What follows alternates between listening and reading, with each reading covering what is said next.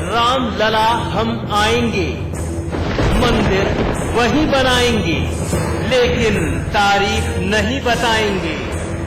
यात्रा का चुनावी याराना।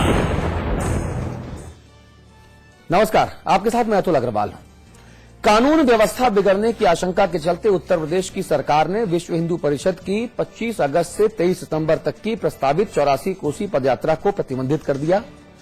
इस फैसले के बाद उत्तर प्रदेश सरकार और विश्व हिंदू परिषद आमने सामने आ गए हैं।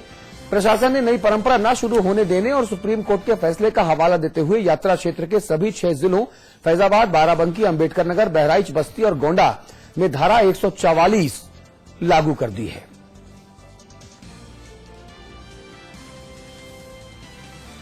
चलिए इस मुद्दे पर बातचीत करेंगे। अमिताभ अग्निहोत्री जी हमारे मैनेजिंग एडिटर हमारे साथ हैं। हम आपको लखनऊ लेकर चलेंगे। पहले दिल्ली से योगी आदित्यनाथ हमारे साथ हैं। आप उत्तर प्रदेश के गोरखपुर से बीजेपी के सांसद हैं और फायर ब्रांड नेता हैं। हमारे साथ विजय बहादुर पाठक साहब भी हैं। आप बीजेपी के प्रदेश प्रवक्ता हैं, एक राष्ट्रीय नेता बीजेपी का, एक प्रदेश प्रवक्ता बीजेपी का।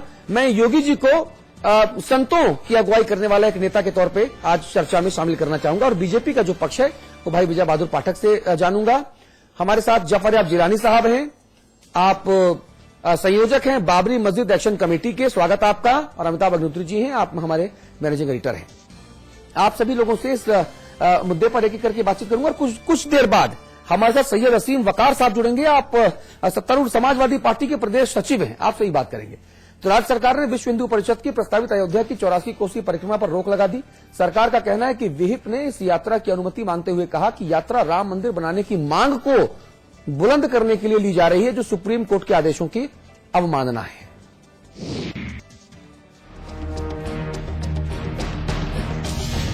विश्व हिंदू परिषद के अयोध्या और उसके आसपास 84 कोसी परियोजना के ऐलान के बाद अखिलेश सरकार की सांसें फूल गईं। विश्व हिंदू परिषद ने हिंदुस्तान के 6 जिलों में हर हाल में परिक्रमा शुरू करने की घोषणा की है, लेकिन उत्तर प्रदेश में साइकिल के होते सियासत का सरताज कोई और हो जाए, ये सपाइयों को मंजूर नहीं। लिहाजा अखिलेश सरकार ने भी साफ कर दिया कि कुछ भी हो जाए, धर्म के नाम पर धंधे की इजाजत नहीं दी जाएगी। देखिए, कोई नई परंपरा नहीं लागू होगी। जो नेताजी का ने पहले से परंपराएं चली आ रही थी, नई परंपरा कोई नहीं पड़ेगी प्रदेश में, और नई परंपरा को हमारे सरकार ने कोई इजाजत नहीं दी है। सपा सरकार में नया तो न जाने क्या क्या शुरू हुआ है। यात्रा पर सरकार अब कोर्ट की दुहाई दे रही है। सपा ये भूल गई कि कोर्ट ने तो ये भी कहा था कि विवादित जमीन पर धार्मिक स्थल का निर्माण नहीं हो सकता। खैर, वो और बात है। अब सांप्रदायिकता के बासी डायलॉग को ताजा किया जा रहा है। प्रमुख सचिव ने कहा यात्रा पहले ही हो चुकी है, तो अब फिर यात्रा क्यों? खैर, अब यात्रियों की सुनिए। क्यों? मुझे तो लगता है कि सरकार खुद लॉ एंड ऑर्डर बिगाड़ करके और मुसलमानों को खुश करना चाहती है कि हमने यात्रा नहीं होने दी। यह कहाँ तक उचित है? आखिर इस धर्मनिरपेक्ष जिसे कहा जाता है, उस भारत में हिंदू समाज को स्वाभाविक रूप से अपनी धार्मिक क्रियाएं करने का भी अधिकार नहीं होगा। और क्या उत्तर प्रदेश उसमें से कुछ विशेष है? जो भी प्रदेश सरकार करना चाहे करे। हमारे संत यात्रा के लिए तैयार है और यात्रा अपनी निर्धारित तिथि पर प्रारंभ होगी। हम अयोध्या से निकलेंगे, जिनको गिरफ्तार करना हो करे। विश्व हिंदू परिषद ने अयोध्या के पास के जिले फैजाबाद, अंबेडकर नगर, गोंडा, बस्ती और बाराबंकी में 84 कोसी परियोजना करने की घोषणा 25 अगस्त से की है। भादव में भगवे की तैयारी भगवान के भजन से भाजपाइयों की गाड़ी पार लगाने की है, लेकिन इन सब के बीच आजम खान को राजनीति से कोई मतलब नहीं है। यात्रा रोकने का कारण प्रशासनिक बता रहे हैं। हमारे जो भी फैसले होते हैं वो समाज के तमाम समस्याओं को देखते हुए और कानून व्यवस्था कैसे कायम रहे उसके एतबार से होते हैं। उत्तर प्रदेश सरकार का ये निर्णय है, मुख्यमंत्री जी का निर्णय है। तो नहीं चाहते कोई विवाद हो, किसी तरह के हालात उत्तर प्रदेश में खराब हो। यात्रा पर सरकार ने डीएम और एसपी को कह दिया था कि अपने अपने जिलों की स्थिति के हिसाब से यात्रा पर फैसला करके बताइए। तो ऐसे में कोई अपने पैरों पर कुल्हाड़ी मारता है क्या? सारे अधिकारियों ने एक सुर में, एक ताल में कह दिया कि यात्रा नहीं हो सकती। बहरहाल राजनीतिक दलों की तैयारी भगवान के भरोसे भाग्य बदलने की है। भाग्य बदले न बदले, लेकिन बीजेपी का भगवान पर भरोसा जाग ही जाता है हर 5वें साल चुनावी मजमे से पहले। ब्यूरो रिपोर्ट, समाचार प्लस। चलिए चर्चा शुरू करते हैं। हमारे साथ सैयद असीम वकार साहब भी आ गए हैं। स्वागत है आपका वकार साहब। योगी जी, सबसे पहले मैं आपसे पूछूंगा, चूंकि ये मुद्दा सीधे तौर पे, जो फसाद सीधे तौर पे वो आपसे, आपकी पार्टी से और जिस रंग का परिधान आप पहने हैं भगवा, उससे जोड़कर देखा और बताया जा रहा है। इसलिए पहला सवाल आपसे कि विश्व हिंदू परिषद, भाजपा समेत कई दूसरे भगवाधारी संगठनों और आपको जोर का झटका देते हुए यूपी की अखिलेश सरकार ने योगी जी 84 कोसी परिक्रमा की अनुमति तो दी ही नहीं, उल्टे पूरे इलाके में दफा 144 लगा दी। इस पूरे मुद्दे पर योगी जी आपकी प्रतिक्रिया क्या है, यह समझना बहुत महत्वपूर्ण है। अयोध्या हिंदुओं का प्रमुख धाम है जी, और वर्ष भर में वहां पर अनेक परिक्रमाएं होती हैं। पंचकोसी परिक्रमा है, 14 कोसी परिक्रमा है, 84 कोसी परिक्रमा है, जो सबसे बड़ी परिक्रमा मानी जाती है। और केवल परिक्रमा अयोध्या का ही नहीं, आप जनकपुर धाम में जाएंगे, वहां भी परिक्रमा 14 कोसी परिक्रमा होती है। और दुनिया की सबसे बड़ी परिक्रमा नर्मदा जी की परिक्रमा है, जो लगभग हम इसी मुद्दे पर कई वर्ष जिसमें लगते हैं, हम इसी की बात 3 वर्ष से अधिक का समय लगता है। हाँ।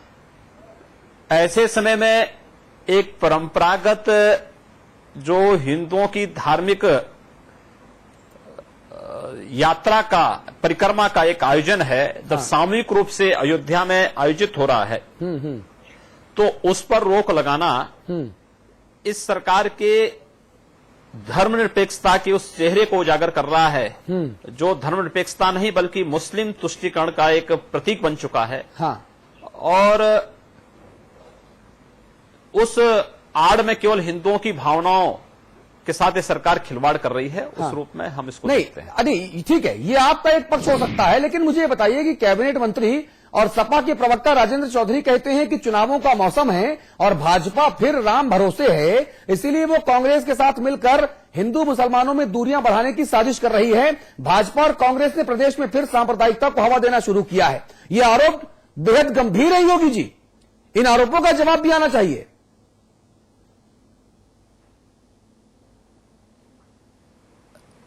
उनसे पूछा जाना चाहिए कि उत्तर प्रदेश में सुरक्षा को खतरा तब पैदा नहीं होता है जब ये लोग आतंकवादियों को छोड़ने का निर्दिष्टतापूर्ण निर्णय लेते हैं। हाँ। जब इनके द्वारा उत्तर प्रदेश के अंदर वहां सड़क नहीं है, बिजली नहीं है, पानी नहीं है, जनता बुनियादी सुविधाओं से वंचित है, और जनता को ये बुनियादी सुविधाएं देने की बजाय जब वहां पर कब्रिस्तान की बाउंड्री वाल के नाम पर सार्वजनिक जमीनों को इनके द्वारा कब्जा करवाया जाता है, हिंदू धार्मिक स्थलों पर कब्जा करवाया जाता है, कब्रिस्तान के नाम पर गांव में गोचर भूमि को कब्जा करवाया जाता है, ग्राम समाज की भूमि को कब्जा किया जाता है, तब ये दूरी नहीं बढ़ती है। और केवल 84 कोसी परिक्रमा में, वह 84 कोसी परिक्रमा एक धार्मिक यात्रा है, किसी कोई राजनीतिक यात्रा नहीं है। और उस धार्मिक यात्रा को जिस उद्देश्य से, स्वाभाविक रूप से चूंकि इनकी भावनाएं पहले से दूषित हैं, ये हिंदू विरोधी मानसिकता के तहत कार्य कर रहा है, और आजम खां जैसे कहेगा उस रूप में उस प्रकार के लोग आचरण करते हैं, इनकी मजबूरी बन चुकी है। ठीक है, इसलिए बौखलाहट में लोग इस प्रकार की बातें कर रहे हैं। आप रहिए अमिताभ अग्निहोत्री जी। देखिए, ये विषय क्यों उठा? हमारे बहुत काबिल मित्र जफरयाब जिलानी साहब यहां हैं। 90 के दशक में जब मैं एक प्रिंट मीडिया के पत्रकार के तौर पर इस आंदोलन को कवर कर रहा था, तो जफरयाब जिलानी साहब को कवर करता था। इनके तर्कों का मैं कायल हूं। ये सवाल, ये स्थिति बिगड़ी क्यों? पिछले दिनों जब समाजवादी पार्टी के मुखिया मुलायम सिंह जी और उत्तर प्रदेश के मुख्यमंत्री अखिलेश जी विश्व हिंदू परिषद के एक प्रतिनिधि मंडल से मिले, उस प्रतिनिधि मंडल में अशोक सिंघल थे, स्वामी चिन्मयानंद थे और कुछ लोग थे। 2.5 घंटे मुलाकात हुई जिलानी साहब, 2.5 घंटे।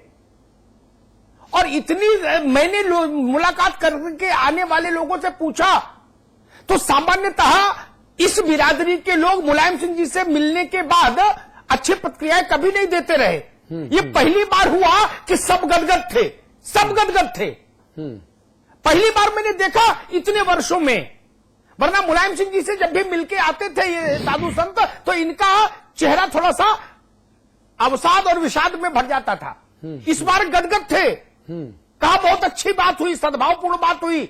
और उनके मुताबिक जो मेरी बात हुई चिन्मयानंद स्वामी से, या जो चिन्मयानंद जी ने आज हमारे साथ दोपहर में ऑन एयर कहा, उन्होंने कहा मुलायम सिंह जी ने और मुख्यमंत्री ने हमारे उस कागज को लिया और अधिकारियों को दिया और कहा देखो भाई कहां कहां सुरक्षा करनी है और इन लोगों से संपर्क में रहो और सुरक्षा करो।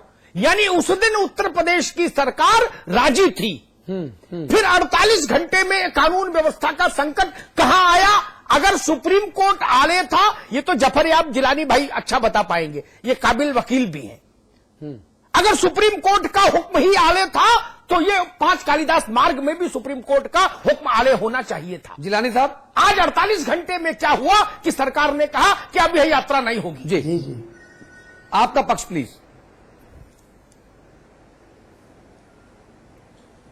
जी जी, देखिए जहां तक गवर्नमेंट ऑर्डर का ताल्लुक है तो वो मैंने नहीं देखा है कि गवर्नमेंट ऑर्डर में क्या लिखा है इस यात्रा को इजाजत न देने के संबंध में। जहां तक मुलायम सिंह यादव साहब के अच्छे माहौल में बात करने का ताल्लुक है तो मुझे तो यही तजुर्बा है कि जब भी वो मिलते हैं अपने मुखालिफिन से, खासतौर से, तो बहुत ही उनको इज्जत और एहतराम से मिलते हैं। लिहाजा जो उनका मुखालिफ होता है जब उनसे बात करके जाता है तो वो आमतौर से मुतमईन होता है। तो और वो एक सियासी आदमी है, बहरहाल उन्होंने क्या बात की मुझे नहीं पता। हाँ। लेकिन जो ये आपकी बात है कि मेरे ख्याल से कोई ऐसा तब्दीली उनके जहन में नहीं है। हाँ, ये अलग बात है कि उन्होंने उस वक्त उसका कोई तासुर न दिया हो, या सराहना, जब आप खुद ही कह रहे हैं कि सब रिपोर्ट कर रहे हैं कि 5 जिलों में 6 जिलों से कि साहब इसका इजाजत न दी जाए और डीजीपी होगा, होम सेक्रेटरी होगा, तो कौन जिम्मेदारी लेगा उसको इजाजत दिलवाने की? जबकि एक नई परंपरा है। देखिए 60 साल मैंने अयोध्या के लोगों से मालूम किया, जितने लोग इस वक्त 60-70 साल के हैं, उनका कहना है कि उनके सामने कभी ये 84 कोसी यात्रा नहीं निकली। और जहां तक सुप्रीम कोर्ट के ऑर्डर का जिक्र है तो सुप्रीम कोर्ट का ऑर्डर इसलिए मान्य हो जाता है कि देखिए ये इसमें इसका उद्देश्य ही था कि गांव-गांव जाएंगे और ये मंदिर के बनवाने के सिलसिले में जो रुकावट है, ये रुकावट इसका सुप्रीम कोर्ट है जी, उसको दूर करेंगे। तो वो रुकावट सुप्रीम कोर्ट में दूर होगी जब वहां मुकदमे का फैसला होगा। और अगर आप सड़कों पर निकल रहे हैं, जुलूस निकाल के रुकावट दूर करना चाहते हैं, इसका मतलब आप सुप्रीम कोर्ट को इन्फ्लुएंस कर रहे हैं, धमका रहे हैं जी। तो कोई भी सरकार मेरे ख्याल से ऐसी कोई जुलूस की इजाजत नहीं देगी कि जिसका उद्देश्य ये हो कि सुप्रीम कोर्ट को इन्फ्लुएंस किया जाए। तो इसलिए इस कंटेक्स्ट में मेरे ख्याल से ऑर्डर का हवाला आया होगा, क्योंकि सुप्रीम कोर्ट का कहना है कि वहां पर उस विवादित स्थल पर पूरी तरीके से स्टेटस को कायम रखा जाए। ठीक है। और कोई भी मजहबी काम वहां ना होने दिया जाए। ठीक है। हत्या कि आपको याद होगा कि 2002 में एक ईंट रखने की बात थी, सुप्रीम कोर्ट ने उसकी इजाजत नहीं दी। जिलानी साहब, मुझे याद है, लेकिन जिलानी साहब, सुप्रीम कोर्ट का आदेश उस विवादित भूखंड पर यथास्थिति की अवधारणा को लेकर चलता है। वो इस बात के लिए लागू नहीं होता कि फैजाबाद रेलवे स्टेशन पर मिठाई की दुकान भी नहीं खोलो, ऐसा नहीं ना। विवादित स्थल पर कोई छेड़छाड़ नहीं हो। जो उस दिन था 92 को 6 दिसंबर 92 की रात जो बन रहा वो यथास्थिति रहे। उसका टेंट भी बदला जाए रामलला के मंदिर का तो सुप्रीम कोर्ट की अनुमति से बदला जाए, यहां तक आदेश है। अच्छी बात है, सबको मानना भी चाहिए इस मुल्क में। उससे कोर्ट से ऊपर कोई साधु नहीं, कोई मौलवी नहीं, कोर्ट सबसे ऊपर। लेकिन मथुरा में कोई अगर ये प्रार्थना करे कि मंदिर बने और गोंडा में कोई इस बात के लिए व्रत रखे और जलूस निकाले